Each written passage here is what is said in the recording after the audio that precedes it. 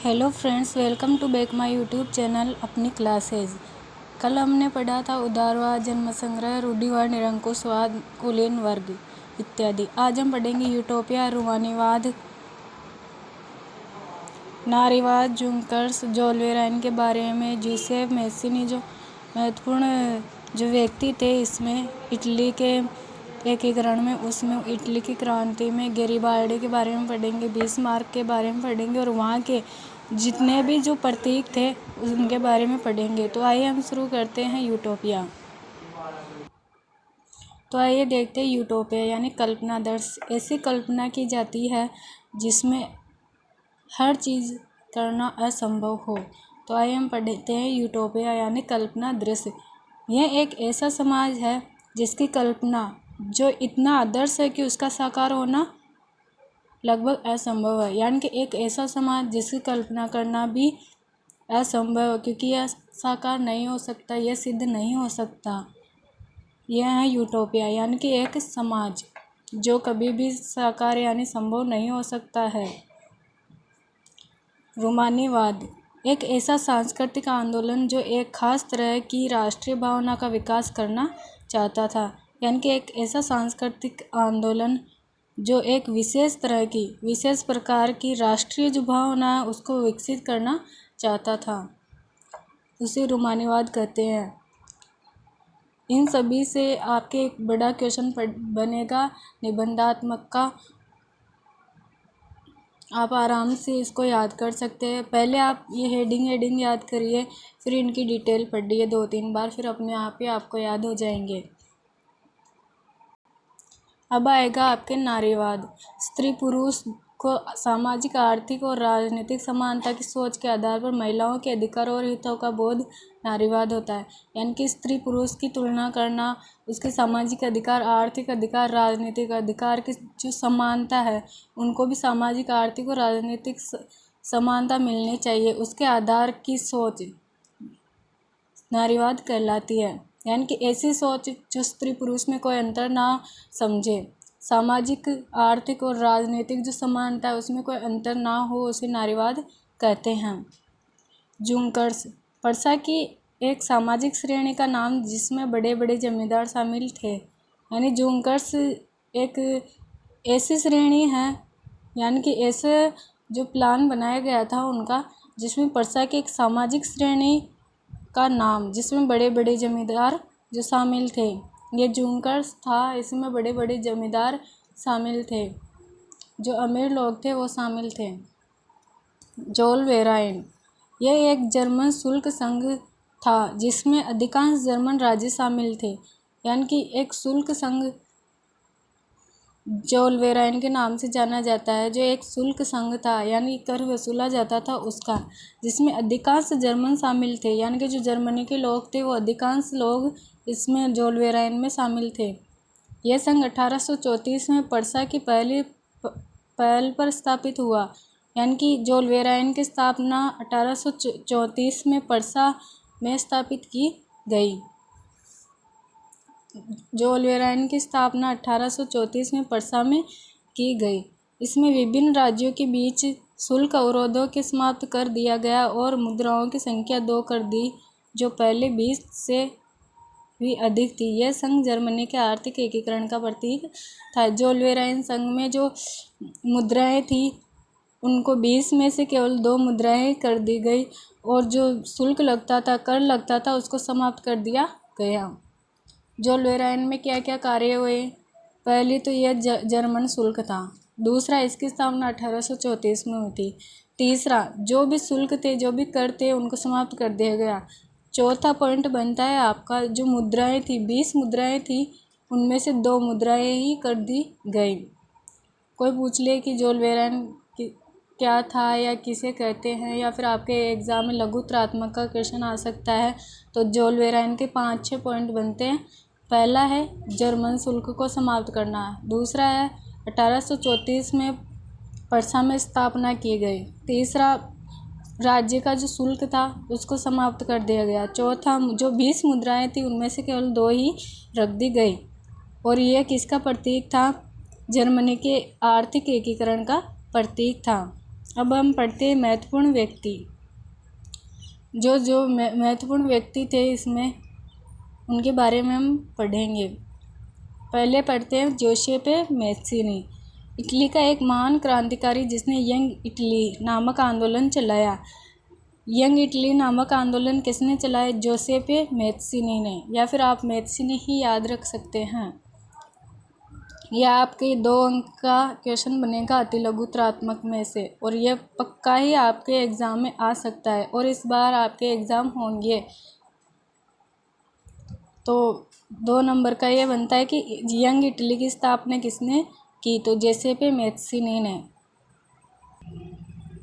जोसेपे मैत्सिनी यानी इटली का एक महान क्रांतिकारी जिसने यंग इटली नामक आंदोलन चलाया, और जिसके फलस्वरूप जो इटली थी उसमें एकीकरण की भावना को।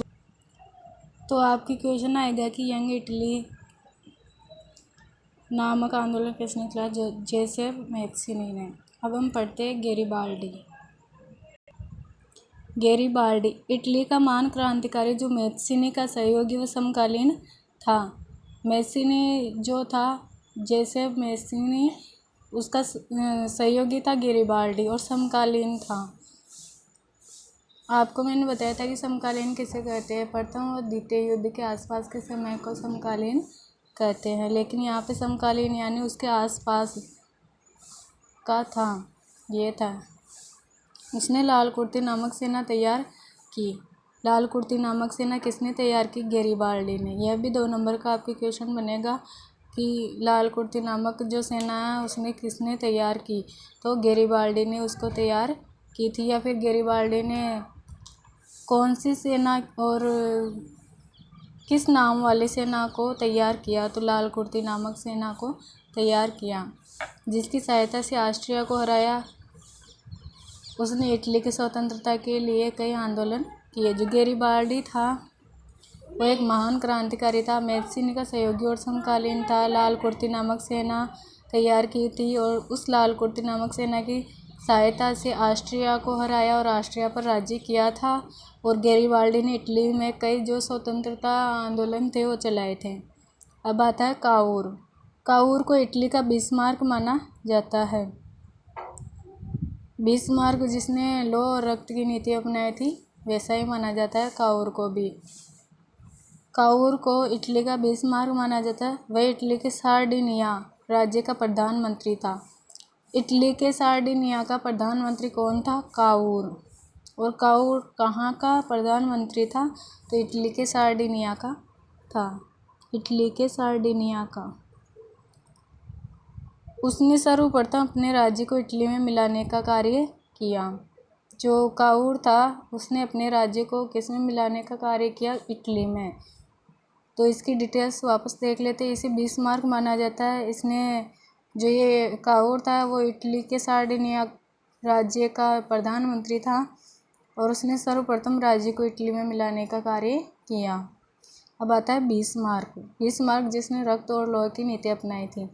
यह भी 2 नंबर का क्वेश्चन बनता है कि रक्त और लौह की नीति किसने अपनाई थी? बिस्मार्क ने। या फिर बिस्मार्क ने कौन सी नीति अपनाई थी? रक्त और लौह की नीति।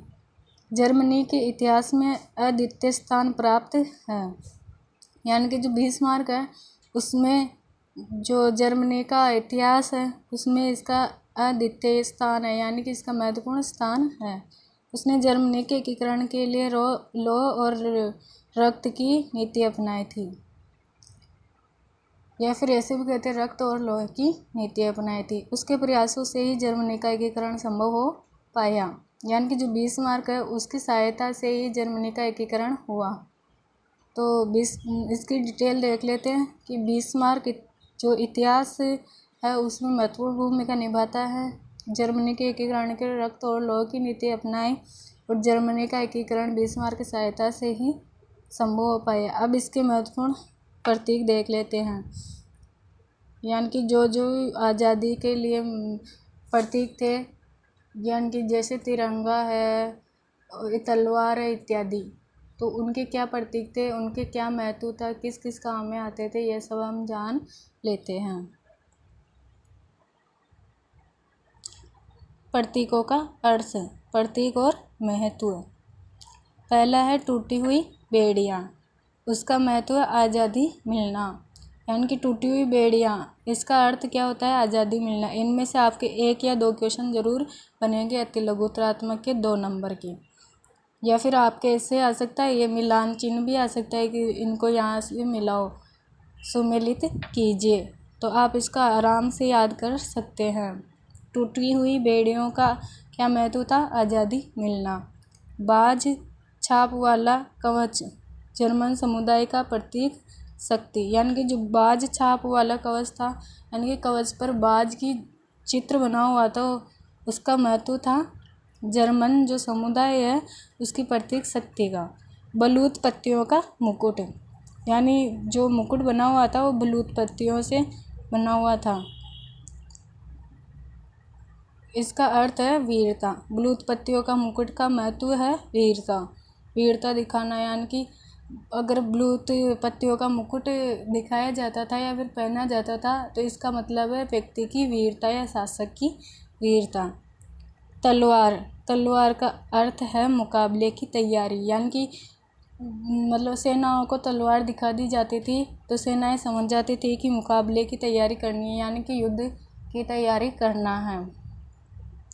तलवार पर लिपटी जैतून की डाली, यानी कि जैतून जो पेड़ है एक विशेष प्रकार का, उसकी डाली लिपटी होती थी तलवार पर, तो उसका महत्व है शांति की चाह, यानी कि जो वहाँ के लोग थे वो शांति चाहते थे। तलवार पर लिपटी जैतून की डाली बता देते थे, यानी कि वो शांति चाहते हैं। काला, लाल और सुनहरा तिरंगा, यानी कि जो तिरंगा था वो काला कलर का था, लाल कलर का था और सुनहरा कलर का था। तो 1848 में उदारवादी राष्ट्रवादियों का झंडा, जिसे जर्मन राज्यों के ड्यूकस ने प्रतिबंधित कर दिया था, यानी कि काल, लाल और सुनहरा जो तिरंगा था उसका महत्व था 1848 में उदारवादी राष्ट्रों का झंडा, यानी कि काल, लाल और सुनहरा जो तिरंगा था वो 1848 में जो उदारवादी राष्ट्रवाद थे या फिर जो राष्ट्रवादी थे उनका झंडा था, जिसे जर्मन राज्यों के ड्यूकस ने, यानी कि जर्मन राज्य था उसका एक शासक था ड्यूकस, उसने प्रतिबंधित कर दिया था, यानी इस पर रोक लगा दी थी कि काल, लाल और सुनहरा तिरंगा नहीं दिखाया जाएगा। राष्ट्रीय जो उदारवादी थे या फिर राष्ट्रवादी थे उनके द्वारा, तो ड्यूकस ने प्रतिबंधित किया। लाल, काला और सुनहरा जो तिरंगा था उसको किसने प्रतिबंधित किया? तो जर्मन राज्य का जो शासक ड्यूकस था उसने। तो ये थे आपके प्रतीक और महत्व, ये मिलान चिन्ह में भी आ सकते हैं, आपके अति लघुत्तरात्मक के क्वेश्चन भी आ सकते हैं, तो आप इसे आराम से याद कर सकते हैं। और 7वां पॉइंट आपका है उगते सूर्य की किरणें, यानी एक नए युग का सूत्रपात। तो ये सब थे आपके प्रतीक और महत्व। उगते सूर्य की किरणें का क्या महत्व है? एक नए युग का सूत्रपात, यानी कि जो एक नया युग शुरू हो जाता था आज़ादी मिलने के बाद, उसका सूत्रपात था। तो दोस्तों ये थे हमारा पहले चैप्टर के नोट्स। तो दोस्तों आप इस पहले चैप्टर का स्क्रीनशॉट ले सकते हैं, आप मैं थोड़ी देर रखूँगी ताकि आप स्क्रीनशॉट ले लें। आप आराम से मैंने जैसे नोट्स बना रखे हैं ना वैसे आप भी नोट्स बना सकते हो, आप स्क्रीनशॉट ले सकते हो या फिर आप अपनी कॉपी में लिख सकते हो, आराम से आप स्क्रीनशॉट ले सकते हैं।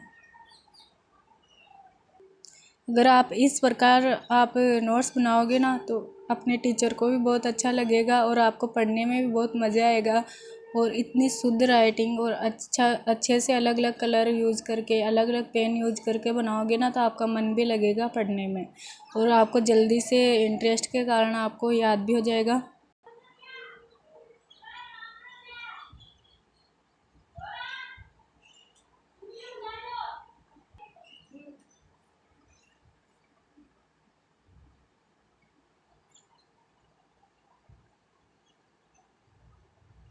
दोस्तों कुछ ही दिनों में 1 या 1.5 महीने के बाद हम एक बोर्ड ले आएंगे, उस पर आपको नोट्स लिखवाए जाएंगे और आपको अच्छे से समझ आएगा। फ़िलहाल आप इसी से आप अपने नोट्स बना सकते हैं क्योंकि मेरे पास इतनी सुविधा नहीं है अभी। और जब हो जाएगी तो मैं आराम से एक बोर्ड लेके आऊँगी, मार्कर वगैरह लेके आऊँगी, ताकि आपको अच्छे से सुविधा मिल सके,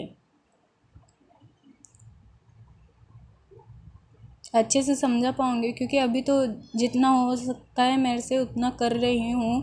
और कल हम पढ़ेंगे इसके जो क्वेश्चंस है वो सभी, इसके जो महत्वपूर्ण क्वेश्चंस है वो सभी पढ़ेंगे।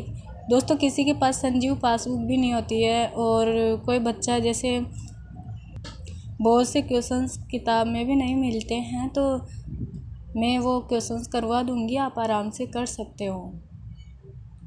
तो ठीक है दोस्तों, मिलते हैं अगली क्लास में। जय हिंद, जय भारत।